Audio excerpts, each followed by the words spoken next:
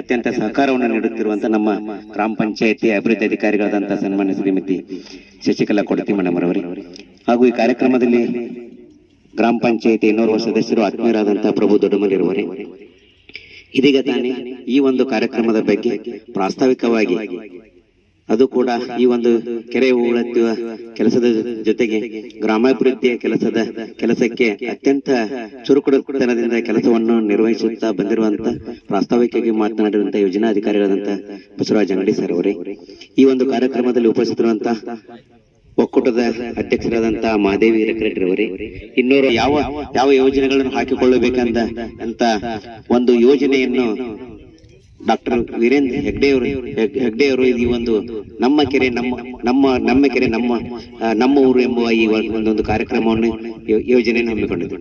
ಯಾಕಂತಂದ್ರೆ ಕೆರೆಯಲ್ಲಿ ಊರಿದ್ದ ಮೇಲೆ ಪ್ರತಿಯೊಂದರಲ್ಲಿ ಒಂದು ಕೆರೆ ಅನ್ನೋದು ಇದ್ದೇ ಇರ್ತದೆ.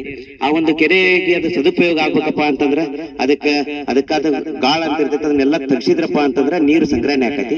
ಅದಕ್ಕೆ ಈ ನೀರು ಈಗ ಏನಾಗೈತೆ ಅಂತಂದ್ರೆ ಒತ್ತಟ್ಟಿಂದ ಇದು ಒಂದು ಕೆರೆಯನ್ನು ಹೂಳೆತ್ತುವ ಮೂಲಕ ನಾಳೆ ಮಳೆಗಾಲ ಬಂತಪ್ಪ ಅಂತಂದ್ರೆ ಕನಿಷ್ಠ ಒಂದು 4 ಫೂಟ್ ದರ ಎಷ್ಟು ಕೆರೆಯನ್ನು ಹೂಳೆತ್ತಾರೆ ಅಷ್ಟು ನೀರಿನ ಪ್ರಮಾಣ ಸಂಗ್ರಹ ಆಗುತ್ತೆ. ಆ ನೀರಿನ ಸಂಗ್ರಹ ಆದ ನಂತರ ನಮಗ ಅಂತರ್ಜಲ ಮಟ್ಟನು ಕೂಡ ಈ ಸುತ್ತಮುತ್ತ ಏರಿಯಾ ನಾವು ಎಲ್ಲಾದ್ರೂ ಬೋರ್ವೆಲ್ಗಳನ್ನ ಹಾಕಿದ್ರು ಸಹಿತ ಈ ಒಂದು ನೀರಿನ ಅಂತರ್ಜಲ ಆ ಬೋರ್ವೆಲ್ಗಳಿಗೆ ಕೂಡ ಸಂಪರ್ಕವನ್ನು ಹೊಂದುವಂತ ಕೆಲಸ ಕೂಡ ಆಕತಿ. ಅದರಿಂದ ಕೇವಲ ಕೆರೆಗೆ ಆಕತಿ ಮತ್ ನಮ್ಮ ಊರಿಗೆ ಮಾಡೋ ರಸ್ತೆ ಈ ಮಣ್ಣುಗಳನ್ನ ತಗೊಂಡೋಗಿ ನಾವು ಹೊಲಗಳಿಗೆ ಹಾಕಿಕೊಳ್ಬಹುದು ಮತ್ತು ರಸ್ತೆನೂ ಆಕತಿ ಎಲ್ಲ ನಡೆಯುತ್ತೆ. ಅದ್ರ ಜೊತೆಗೆ ಅಂತರ್ಜಲ ಮಟ್ಟವನ್ನು ಕೂಡ ಹೆಚ್ಚಿಸುವ ಒಂದು ಕಾರ್ಯವನ್ನು ಮಾಡುತ್ತೆ. ಯಾಕಂದ್ರೆ ಬೇಸಿಗೆ ಕಾಲದಲ್ಲಿ ಅಂತರ್ಜಲ ಮಟ್ಟ ನೀರಿನ ಮಳೆಗಾಲ ಕಡಿಮೆ ಆದಾಗ ನೀರಿನ ಮಟ್ಟ ಏನಾದ್ರೂ ನಮಗ ಹೆಚ್ಚಿಗೆ ಆಗ್ಬೇಕಪ್ಪ ಅಂತಂದ್ರೆ ನೀರು ಸಂಗ್ರಹಣೆ ಆದಾಗ ಮಾತ್ರ ಅಂತರ್ಜಲ ಮಟ್ಟ ಬರ್ತೈತಿ. ಇಂತ ಒಂದು ಸದುದ್ದೇಶ ಅದು ಅಂತರ್ಜಲ ಮಟ್ಟದಿಂದ ರೈತರಿಗೆ ಅನುಕೂಲ ಆಕತಿ. ನಮ್ಮ ಊರಿಗೆ ಅಕಸ್ಮಾತ್ ನಾವೇನಾದ್ರೂ ನೀರಿನ ಸಮಸ್ಯೆ ಆದಾಗ ಎಲ್ಲಾದ್ರೂ ಬೋರ್ ಸಮೀಪದಲ್ಲಿ ಈಗ ಸುಮಾರು ಒಂದು 6, 7, 8, 10 ಎಕರೆ ನಮ್ಗೆ ನೀರು ಸಂಗ್ರಹ ಆತಪ್ಪ ಅಂತಂದ್ರೆ ನಾವು ಸುತ್ತಮುತ್ತ ಏರಿಯಾದಲ್ಲಿ ಏನಾದ್ರೂ ಒಂದು 100 ಮೀಟರ್ದಲ್ಲಿ ಏನಾದ್ರೂ ಪೈಪ್ ಬೋರ್ವೆಲ್ ಹಾಕಿದ್ರೆ ಅಂದ್ರೆ ಅದನ್ನು ಕೂಡ ನಾವು ನಮ್ಗ ಊರಿಗೆ ನೀರ್ ಇರ್ಲಿಕ್ಕಪ್ಪ ಅಂತಂದ್ರೆ ಬಳಕೆಯನ್ನು ಮಾಡಿಕೊಳ್ಳುವ ಒಂದು ಅನುಕೂಲ ಆಕತಿ. ಇಂಥ ಒಳ್ಳೆ ರೀತಿಯಿಂದ ಕೆಲಸ ಮಾಡದ ಮಾತ್ರ ಆಗಿದೆ. ಯಾಕಂತಂದ್ರೆ ಇಲ್ಲಿರುವ ಸಮಗ್ರ ಮಾಹಿತಿಯನ್ನು ಆ ಮೇಲಾಧಿಕಾರಿಗಳಿಗೆ, ಯಾಕಂತಂದ್ರೆ ನಿರ್ದೇಶಕರಿಗೆ ಆಗ್ಲಿ ಅಥವಾ ಧರ್ಮಸ್ಥಳ ಕ್ಷೇಮಾಭಿವೃದ್ಧಿ ಸಂಘಕ್ಕಾಗ್ಲಿ ಅವರು ತಲುಪಿಸಿದಾಗ ಮಾತ್ರ ಇಲ್ಲ ಇಂಥ ಭಗವತಿ ಗ್ರಾಮಕ್ಕೆ ಇಂಥ ಒಂದು ದೊಡ್ಡ ವಿಶಾಲವಾದ ಕೆರೆ ಜಾಗ ಇರ್ತೈತಿ ಅಂತದಕ್ಕೆ ಇಲ್ಲಿ ಕೆರೆ ಉಳಿತು ಕೆಲಸ ಮಾಡಿಕೊಟ್ರೆ ಅದು ಸದುಪಯೋಗ ಆಗತಿ. ಮತ್ತೆ ಆ ಊರಿನ ಜನ ಅದನ್ನ ನೆನಪಿಸ್ಕೊಳ್ತಾರ ಅನ್ನುವ ಒಂದು ಸಂದೇಶವನ್ನು ಯಾಕಂದ್ರೆ ಇವರೆಲ್ಲರೂ ಕೊಟ್ಟಿರ್ತಾರೆ. ಯಾಕಂದ್ರೆ ನಮ್ಮ ಎಲ್ಲಾ ಗ್ರಾಮದ ಎಲ್ಲಾ ಮಹಿಳಾ ಸಂಘದವರು ಕೂಡ ಅವರು ಕ್ಷೇತ್ರ ಅಧಿಕಾರಿಗಳಿಗೆ ಮತ್ತೆ ಯೋಜನಾಧಿಕಾರಿಗಳಿಗೆ ಕೊಟ್ಟಿರ್ತಾರೆ.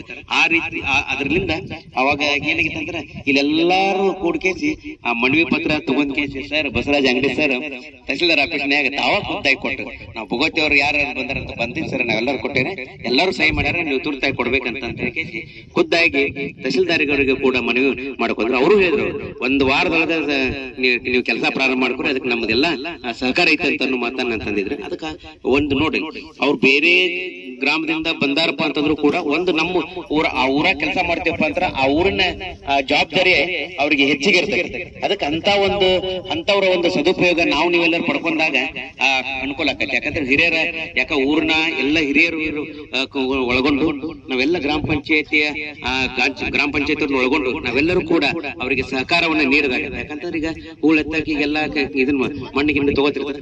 ಬೇಕಾತಪ್ಪ ಅಂತಂದ್ರೆ ಯಾರ್ಯಾರಿಗೆ ಬೇಕು ತಾವೆಲ್ಲರೂ ಕೂಡ ವಾಹನದ ವ್ಯವಸ್ಥೆಯನ್ನು ಮಾಡಿಕೊಂಡು ತಮ್ಮ ಹೊಲಗಳಿಗೆ ಒಳ್ಳೆ ರೀತಿಯಿಂದ ಸಮತಟ್ಟಾಗಿ, ಹೆಂಗಂದ್ರೆ ತಗ್ಗ ದಿಬ್ಬ ಇರ್ತೈತಿ ಆ ತಗ್ಗಿಗೆ ಇದು ಮಾಡ್ಕೊಂಡು ಸಮತಟ್ಟವನ್ನು ಮಾಡ್ಕೋಬೇಕು. ಮತ್ ಜೊತೆಗೆ ಸಮತಟ್ಟ ಅದನ್ನ ಎಲ್ಲಾದ್ರೂ ಗರ್ಸ್ಗಳು, ಯಾಕಂದ್ರೆ ಎಲ್ಲಾದ್ರೂ